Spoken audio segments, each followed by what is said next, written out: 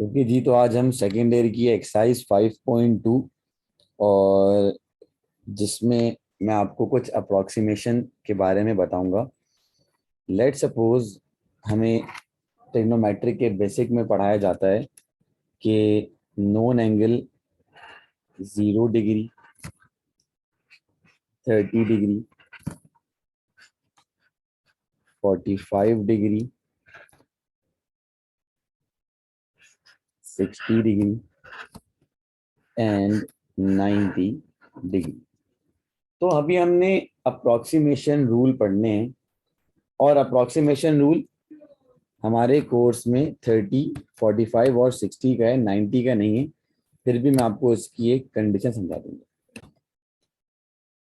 अगर आपके पास पेपर में लेट सपोज इस तरीके से लिखा हुआ आ जाए 31, 46,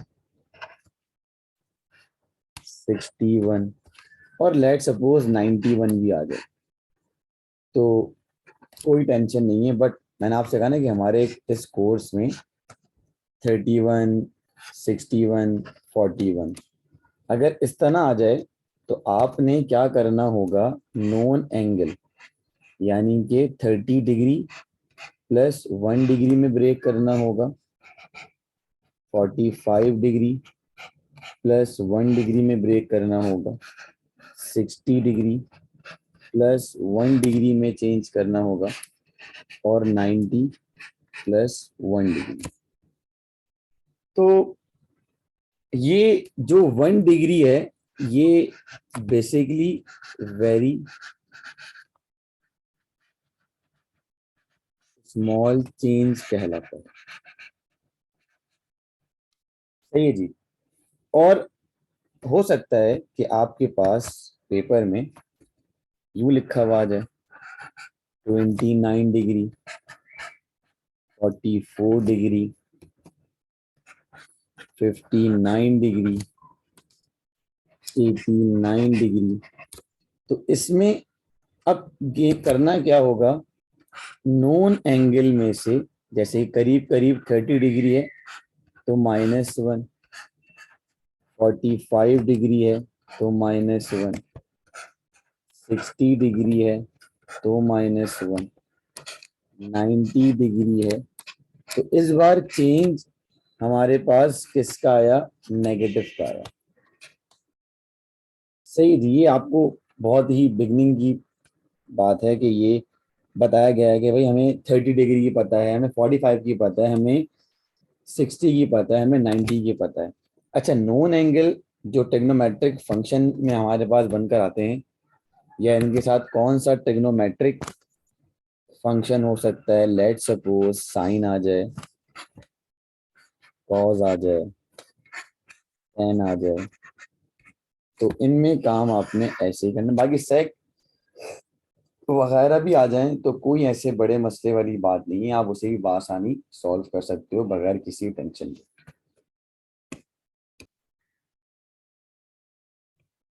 अच्छा जी, आपके पास लिखा हुआ आ गया sign 46 degree approximate.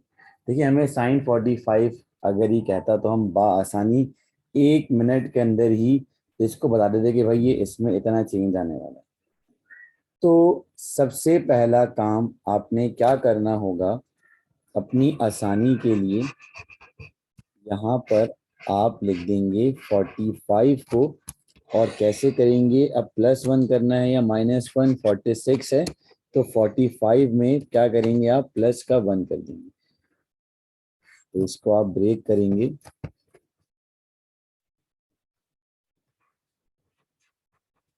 Sign 45 degree plus 1 degree. तो यहाँ से आपने इसे लेट मान लिया, let x is equals to 45 degree. और चेंज को आप डेल्टा से भी शो कर सकते हैं और कुछ जगहों पर ऐसे कि ए लेवल्स के अंदर इसको हम 1 डिग्री को डेल्टा से भी शो कर सकते हैं। इसका मतलब भी होता है आपके पास स्मॉल चेंज। यहाँ तक काम कर लिया। यहाँ तक काम करने के बाद आप लिखेंगे कन्वर्टेड इनटू रेडियन। अच्छा जी, अब रेडियन में कन्वर्ट करते हैं। तो रेडियन में कन्वर्ट करने के लिए 45 इंटू पाई अपॉन 180 डिग्री।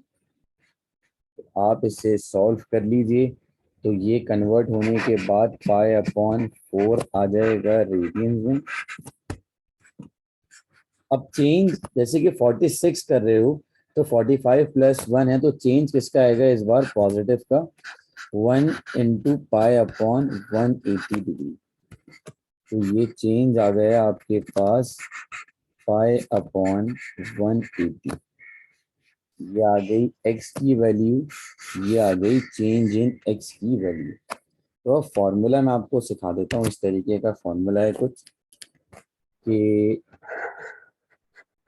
कोई भी जो भी ट्रिग्नोमेट्रिक फंक्शन हो वो y प्लस डेल्टा y, ये फॉर्मूला है और मैंने इसे इक्वेशन नंबर 1 पे। फिर y इज इक्वल्स टू, आपने लेट कर लिया साइन x को। फिर यहाँ आपने लिखा differentiate with respect to x, d y over d x, sine का डेरिवेटिव हो जाएगा कॉस। ठीक है जी। अब आपने क्या करना है, यहाँ से आपने d y over d x की वैल्यू निकाली। अब हमें पता है कि m का मतलब होता है d y over d x. ठीक है जी सर, वो हमने चैप्टर नंबर 2 में पढ़ा था कि m का मतलब होता है राइज ओवर रन, यानी कि y2 minus y1 over x2 minus x1। तो हमें ये बात फिजिक्स में बताई जाती है कि अगर कहीं कोई ऐसी क्वांटिटीज आ जाएं y2 माइनस y1, तो हम उन्हें स्मॉल चेंज कंसीडर करते हैं। ये तो सिर्फ समझाने वाली बात थी कि आपसे कोई पूछे कि d y over d x की वैल्यू क्या होती है, तो आप पेपर में डायरेक्ट लिखेंगे d y over d x. आपने कहा सर हमें डेल वाई की वैल्यू निकालनी है, तो डेल वाई यही रहा, डी बाई डी एक्स यानी कि स्लोप इनटू, आपके पास d y over d x की वैल्यू पता है आपको कितना है, कॉस एक्स, और चेंज इन एक्स की वैल्यू है पाई अपॉन 180।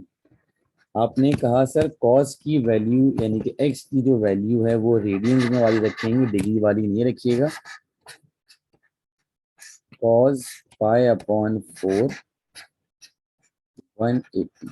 अब इस पूरे को हम रखेंगे कैलकुलेटर में। याद रहे आपका कैलकुलेटर रेडियन में होना चाहिए। कैसे चेंज करेंगे, शिफ्ट प्रेस करके मॉड पे जाएंगे और रेडियन प्रेस कर दीजिए। फिर यहाँ लिखें आप पाई upon 180 multiply by cos pi upon 4। तो आपके पास जो आंसर आया 0.01234, यहाँ से आपके पास डेल वाई की वैल्यू भी निकल कर आ गई। अब आपने कहा नाउ इक्वेशन 1, तो y की जगह साइन x आ जाएगा और चेंज इन y की जगह 0.01234।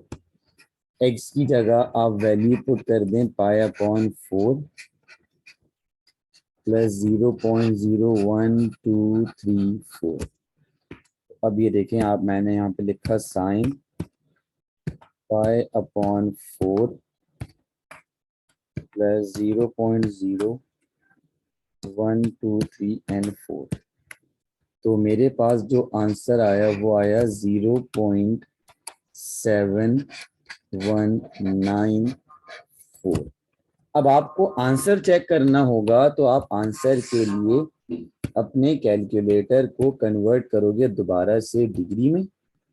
और फिर चेक करोगे कि साइन 46 की वैल्यू डिग्री में कितनी आ रही है। तो देखें 0.1, 0.719, 0.719 और 4 एक अलग आ रहा है, तो कोई मसले वाली बात नहीं। मीन्स मेरा सवाल बिल्कुल करेक्ट यहाँ तक सॉल्व हो गया।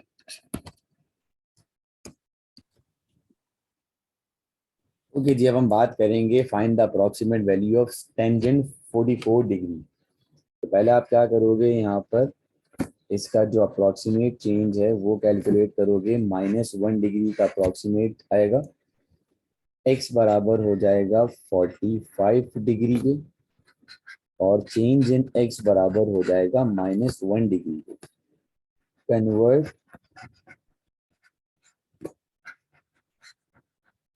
Convert into radian. 45 multiply by pi upon 180 -1 multiply by pi upon 180।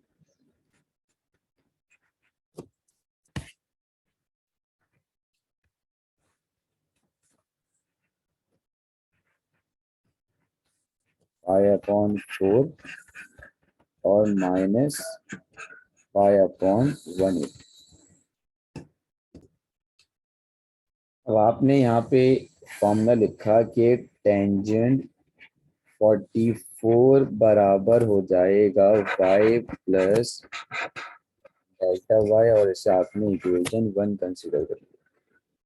तो y को टेंजेंट x के बराबर सपोज कर लिया, डिफरेंशिएट किया, तो डिफरेंशिएट मिलता है टेंजेंट का सेक स्क्वायर x। फिर आपने फौरन से लगाया formula del y is equals to del x into d y over d x minus pi upon 180। Sec का मतलब हो जाएगा 1 over cosec square x, pi minus pi upon 180 into 1 upon cos square pi की x की जगह pi upon. अब इसको value आप जब पुट करोगे तो बहुत देख कर पुट करना, क्योंकि समटाइम इसमें गलती हो जाती है बच्चों से। पहले तो मैंने यहाँ लगा दिया माइनस मल्टीप्लाई बाय 1 अपॉन। अब देखें ब्रैक एंगल पे स्क्वायर किस तरीके से आएगा, यानी ट्रिग्नोमेट्रिक फंक्शन पे ब्रैकेट लगाया कॉस पाई अपॉन 4, एक बार ब्रैकेट क्लोज फिर दोबारा ब्रैकेट क्लोज, तो इससे क्या होगा कि पूरे ट्रिग्नोमेट्रिक फंक्शन पे स्क्वायर चला जाएगा। तो यहाँ से आंसर आ गया आपके पास कितना, -0.0349। ये आपके पास डेल वाई की वैल्यू निकल कर आ गई। फिर आपने कहा कि नाउ इक्वेशन नंबर 1, वाई खुद किसके बराबर है, सेक स्क्वायर एक्स माइनस 0.0349। अब आपने फिर से सेक की जगह कॉस रख दिया और एक्स की जगह पाई अपॉन 4 और उसका स्क्वायर। अब इसे सॉल्व किस तरह करेंगे, जैसे मैंने पहले करा था वैसे ही करेंगे। 1 upon bracket cos pi upon 4, एक बार ब्रैकेट क्लोज दोबारा ब्रैकेट क्लोज स्क्वायर ब्रैकेट -0.0349। तो 1.9651। अब चेक करते हैं कि आंसर सही आया भी है या नहीं। तो कैलकुलेटर को मैं डिग्री में लेके चला गया, ये आया मेरा कैलकुलेटर डिग्री में,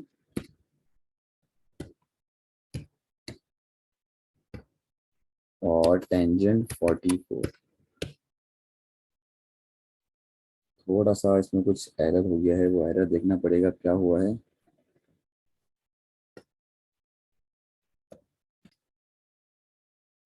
अच्छा जी, मैंने यहाँ पे गलती कर दी थी, मुझे लगाना था यहाँ पे 10x, मैंने गलती से सेक स्क्वायर लगा दिया था, वो बाय मिस्टेक वो लग गई थी चीज, इसको जरा आप सही कर लीजिएगा। x की जगह पाई अपॉन 4। और अब चेक करते हैं कि आंसर कितना आना चाहिए। टेंजेंट पाई अपॉन 4 माइनस 0.0349, तो ये आंसर आ गया आपका 0.9651। अब चेक करते हैं कि अगर मैं डिग्री में चेक करूं तो डायरेक्ट आंसर कितना बनता है, ताकि वेरीफाई भी हो जाएगा। टेंजेंट 44, तो 0.96 पूरा एग्जैक्ट आंसर आ गया। बस मुझसे लास्ट यानी कि जो पहले मैंने यहाँ पर सेक स्क्वायर लिख दिया था, उसी वजह से गलती हो गई थी। चलिए, अब आपको मैं कुछ क्वेश्चंस देता हूँ होमवर्क के लिए, आप ट्राई कीजिएगा। अगर टेंजेंट 46 आ जाए, कॉस 46 आ जाए, साइन 46 तो मैं आपको करवा चुका हूँ, फिर साइन 44 आ जाए, कॉस 44 आ जाए, तो ये भी इसी तरीके से होंगे।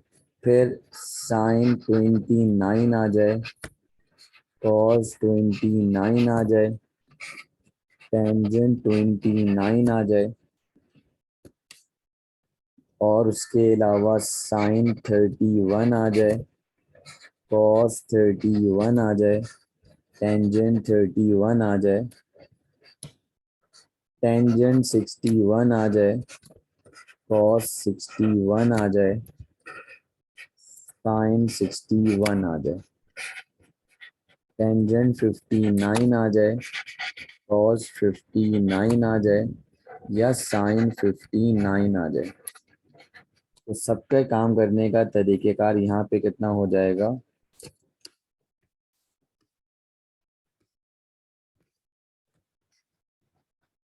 Tangent 45 plus 1, cos 45 plus 1, sin 45 minus 1, cos 45 minus 1, sin 30 minus 1, cos 29 है तो 30 minus 1, tangent 30 minus 1,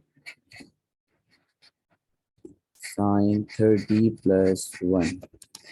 सारी वर्किंग इन्हीं दो एग्जाम्पल्स को देखते हुए आप कर सकते हो, ताकि आपको काम करने में कोई मुश्किलात ना हो। देखिए, अगर 2 डिग्री का भी चेंज हो, 3 डिग्री का भी चेंज हो, तो आप ऐसे ही काम करोगे, परेशान होगे। तो सवाल गलत नहीं कर देना बच्चों में। 30 प्लस 1,